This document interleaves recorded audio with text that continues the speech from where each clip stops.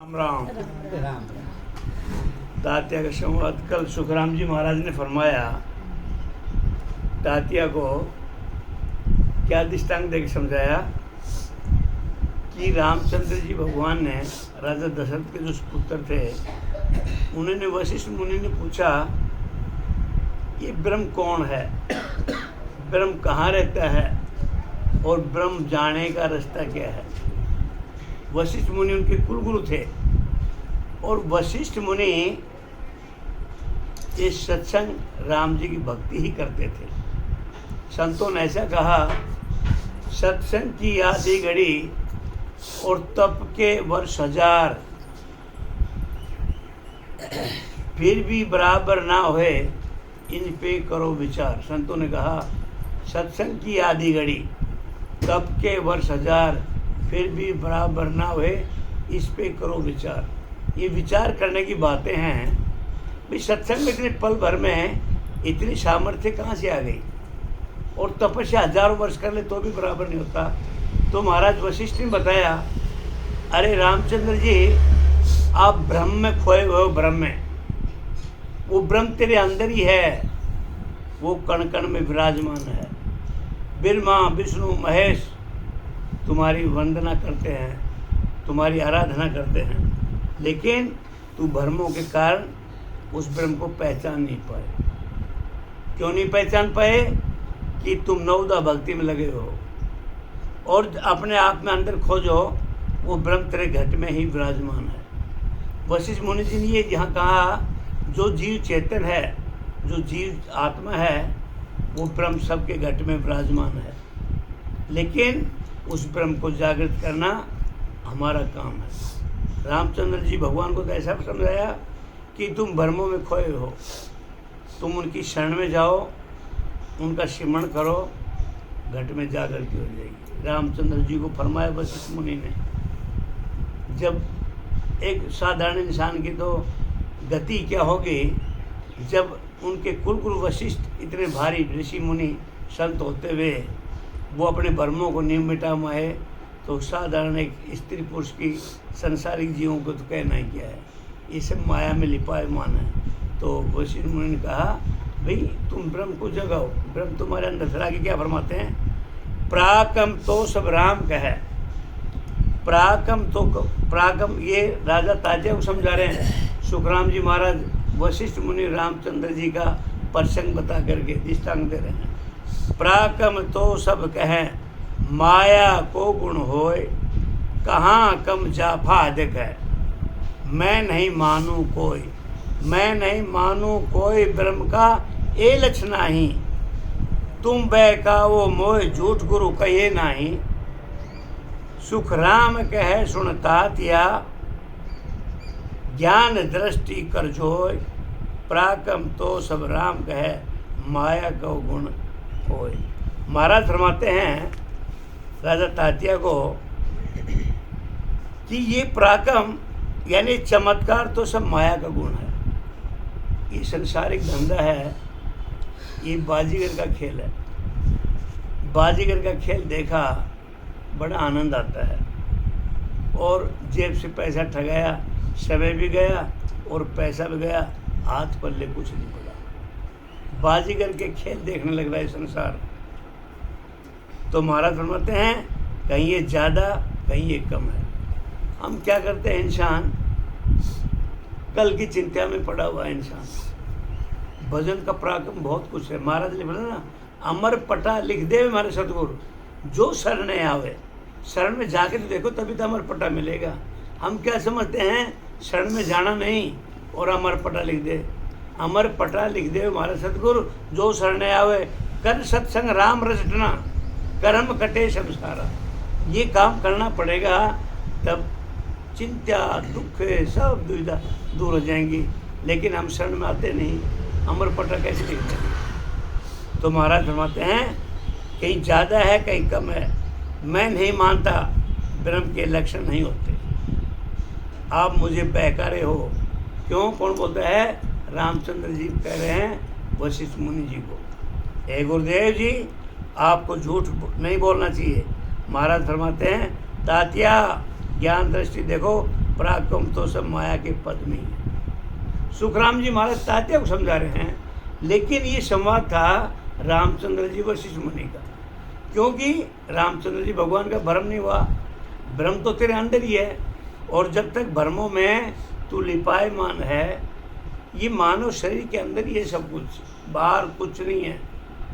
संतों ने ऐसा फरमाया, और मानव देह बार बार नहीं मिलता, और हम भ्रमों के कारण उस ब्रह्म को पहचान नहीं पाते, ब्रह्म को नहीं पहचान जाते, समय चला जा रहा है, और एक अंत समय की घड़ी आ जाएगी, इधर से उठ के चले जाएंगे। तो जैसा सवेरा था वैसी शाम होगी। क्यों?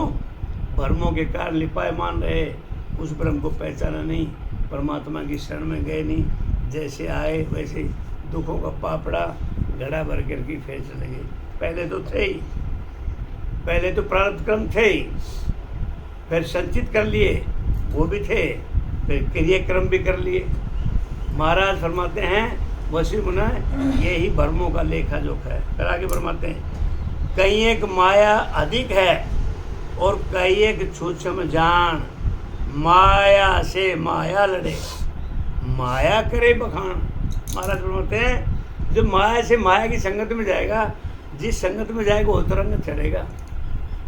अब हम भजन की मंगत में जाएंगे, ढोल नगारे में जाएंगे, बजाने में जाएंगे, वैसा रंग चढ़ जाएगा।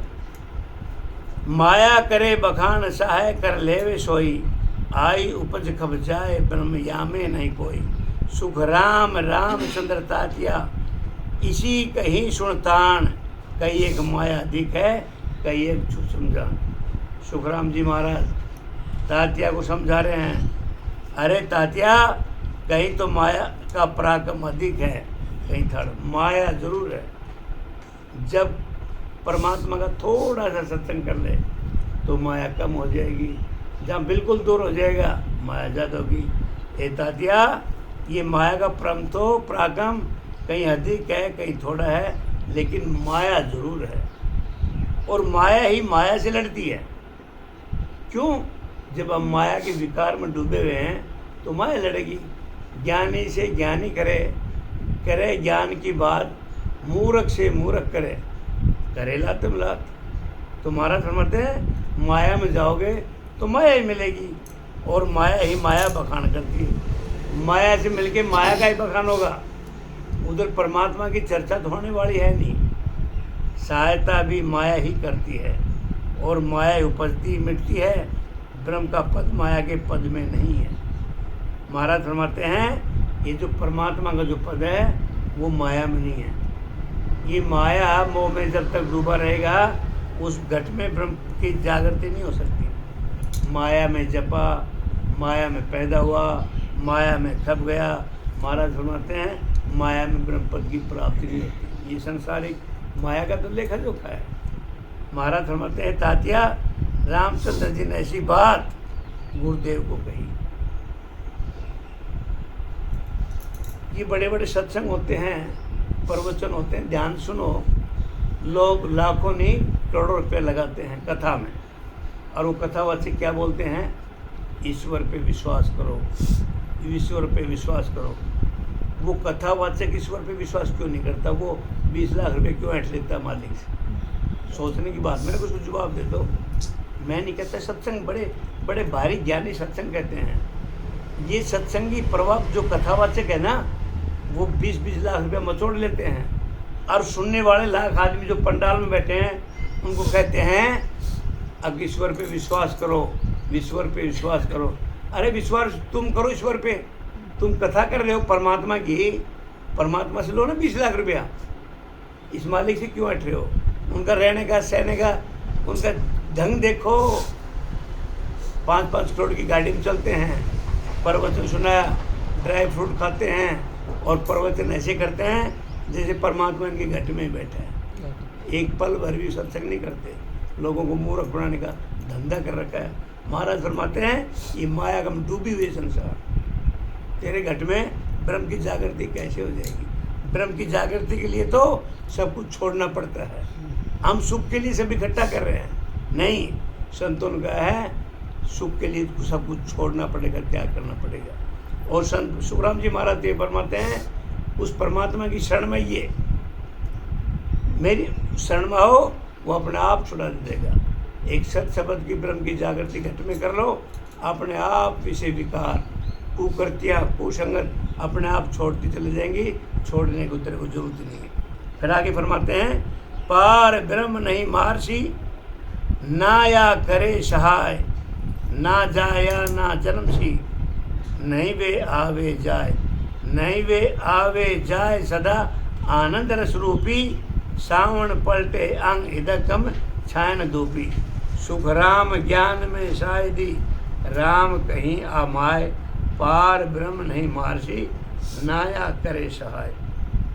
पार ब्रह्म के पद में न तो मरना है। वशिष्ठ मुनि महाराज ने रामचंद्र जी को समझाया ये बात, और ये दृष्टांत देकर के सुखराम जी महाराज तात्या को समझा रहे हैं।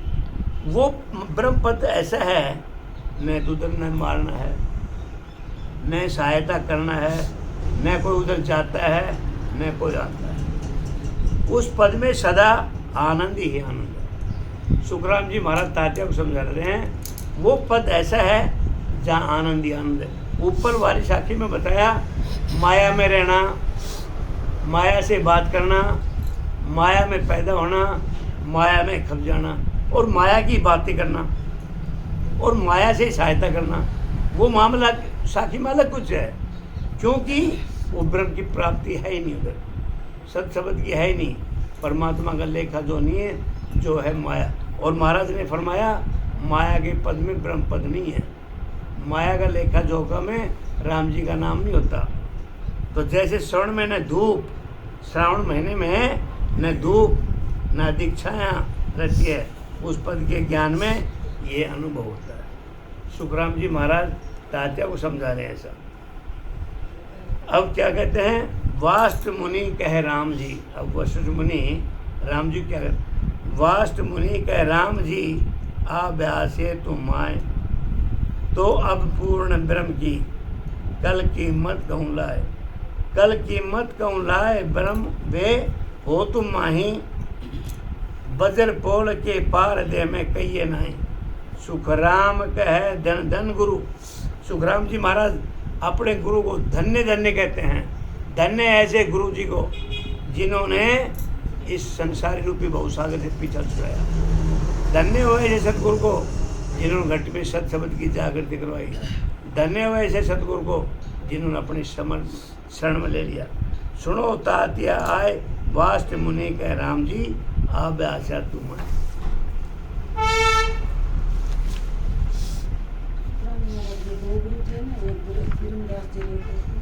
ब्रह्मदास जी थे, और कौन था?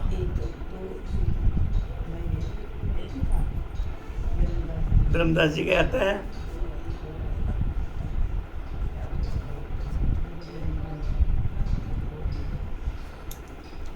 वशिष्ठ मुनि ने राम जी से कहा कि आपने जो ये बात पूछी है,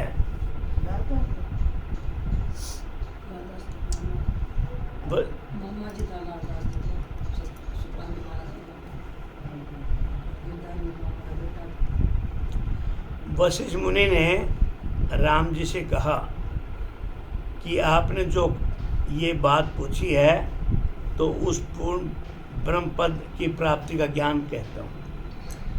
वो पूर्ण ब्रह्म तुम्हारे अंदर ही है। महाराज फरमाते हैं, वशिष्ठ मुनि ने भगवान रामचंद्र को कहा, वो ब्रह्म तुम्हारे अंदर ही है, बज्र पोल से पार है, शरीर में नहीं है। महाराज फरमाते हैं, तब राम जी कह रहे हैं, हे गुरुदेव आपको धन्य है, धान्य है, तात्या सुनो। ऐसे सुखराम जी महाराज ने वशिष्ठ मुनि रामचंद्र जी का ये दृष्टान, ये उनका संवाद, ये राजा तात्या को समझा के कहा। चेतन माया ब्रह्म सु सब ही उत्पत्त होए, ताका तुम अवतार हो, वह आगे हर जोय, वह आगे हर जोय, तत्वे ब्रह्म कहावे, सदा रूप आनंद ताय भेदी जन गावे। सुखराम कह सुन तात्या, वहाँ अवतार न लोय, चेतन माया ब्रह्म सु सब ही उत्पत्त होए। आत्म चेतन माया और ब्रह्म से सबको उत्पत्ति है। महाराज फरमाते हैं तात्या को सुखराम जी महाराज, जो आत्मा चेतन है, आत्मा चेतन जो माया है, और ब्रह्म से सबकी उत्पत्ति हुई है। क्योंकि माँ के घट में आता है, माँ के गर्भ में आता है, वो जीव तो माया में लिपायमान होना ही होना है। ये संसार ही माया और ब्रह्म का बेड़ा है। माया और ब्रह्म से अलग करने का परमात्मा का भजन करना पड़े, तो माया अलग हो जाए, ब्रह्म अलग हो जाए। तो महाराज ने फरमाया जीव चेतन जो आत्मा चेतन है, वो माया और ब्रह्म से सबकी उत्पत्ति होती है। उसको हौण काल ब्रह्म का पद कहते हैं। सृष्टिकर्ता भी बोलते हैं और हौण काल ब्रह्म भी कहते हैं। इसके तुम अवतार हो। उसके आगे केवल पद है, यानी शब्द ब्रह्मा, जिस शब्द ने नैनसर भी कहते हैं। वह सदा ही आनंद का रूप है। उस पद की भक्ति कोई भेदी जन करते हैं। सुखराम जी महाराज फरमाते हैं वो आनंद का रूप, वो नैनसर, उस पद की भक्ति कोई बिरला ही जन करते हैं। कौन करते हैं? जिनको उसका भाव का पता है, जो उसका भेदी है। और भेदी हो सकता है जिनको उनको अनुभव करने की व्याख्या है। महाराज फरमाते हैं भेदी जन ही उस नैनसर, वो सत्शब्द, वो कुदरत कला, वो विज्ञान की भक्ति करते हैं, यानी संत ही करते हैं। महाराज फरमाते हैं तात्या सुनो, उस पद से कोई अवतार नहीं आता। सुखराम जी महाराज ने फरमाया तात्या को, अब जो ब्रह्म भक्ति करता है नैनसर की, वो भक्ति करके तात्या सुनो, उस ब्रह्म पद से कोई वापस नहीं आता। उधर एक बार चला गया तो उधर आनंद ही आनंद है। तो आगे फरमाते हैं चेतन को सुन जीव है, फिर पांचों जग माए, मन निज मन रंग रूप ले, दाणु देव कहाय। दाणु देव कहाय सर्व जग भाई होई, ए आपस के माए सुख दुख लेवे दोई। पार ब्रह्म तो या में नहीं, ना आवे ना जाए, चेतन को सुन जीव है, फिर पांचों जग माए। महाराज फरमाते हैं तात्या, जीव पांच तत्व, मन निज मन यानी आत्मा रंग रूप, दोनों देव, सब होणकाल के पद में ही है। ये पांच तत्वों का शरीर है, इसमें जीव चेतन है। यदि जीव चेतन नहीं होगा, ये पांच तत्वों का शरीर नहीं, ये मिट्टी बन जाएगा। एक आत्मा जीव चेतन का कितना खेल है। जब तक वो 100 रुपये धन इस मानव मंदिर के अंदर है, इस नगरी में है, तो 3 गुण भी हैं, ज्ञान इंद्रियां भी हैं, कर्म इंद्रियां भी हैं, 5 तत्व भी हैं, 21 गांठें भी हैं। कितना इस शहर में है, इतने इतने नाड़ियाँ हैं, इतने प्रपंच हैं। महाराज फरमाते हैं सब उस आत्मा चेतन का खेल है। और वो जीव चेतन, आत्मा चेतन, वो निकल जाए तो मिट्टी का ढीला बन जाता है। ये सब खेल उस परमात्मा का ही है। और जब वो 100 रुपये धन अंदर है, तो इसमें महाराज फरमाते हैं ये पांच और निजमन यानी रंग रूप दोनों सब होणकाल के पद में ही है। दानु देवता दोनों भाई के माफिक है। महाराज फरमाते हैं दानु और देवता दोनों भाई के माफिक है। एक चेतन पद से ही